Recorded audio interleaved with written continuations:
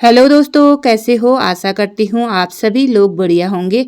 आज मैं अपने ब्लॉग की शुरुआत सुबह से कर रही हूँ, जो कि सुबह सुबह मैं आई थी ऊपर वाले छत में। यहाँ पे मेरी सासू जी लगी थी गेहूं डालने के लिए, क्योंकि आजकल काम धंधे के दिन शुरू हो गए। तो कभी गेहूं काटने की काम, कभी कुछ काम, ऐसे ही काम बना हुआ था।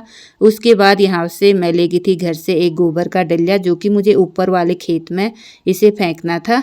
फिर उसके बाद मुझे यहाँ से दूसरे वाले खेत में गेहूं काटने के लिए जाना था, क्योंकि वो वाला खेत हमारा दूसरे साइड को था और मेरी सासू जी चली गई थी आगे से।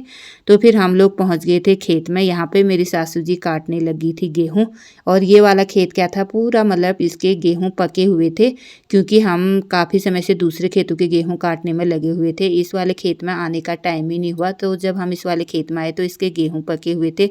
तो मैं और मेरी सासू जी काटने लगे थे गेहूँ, क्योंकि सारा खेत हो रखा था तो काटने में भी अच्छा हो रहा था। पर कहीं पे हुआ, कहीं पे नहीं हुआ। ऐसे में काटने में क्या होती है, काफ़ी दिक्कत होती है। तो ये वाला खेत हमारा पूरा हो रखा था, तो मैं और मेरी सासू जी गेहूँ काटने लग गए थे। उसके बाद हमने इस साइड को मतलब इतने गेहूँ काट दिए थे।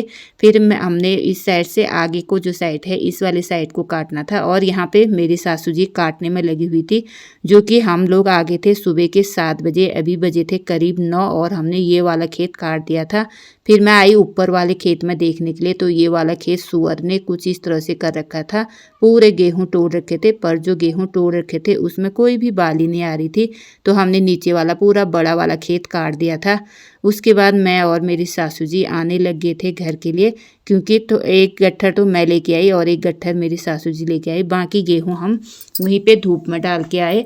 फिर उसके बाद घर में आने के बाद मुझे खाना भी बनाना था, जो कि खाने में मैंने दोपहर के खाने में मैंने दाल बनाई, अरहर और मसूर की दाल बनाई, और यहाँ पे मैंने मसाले भी बना लिए थे।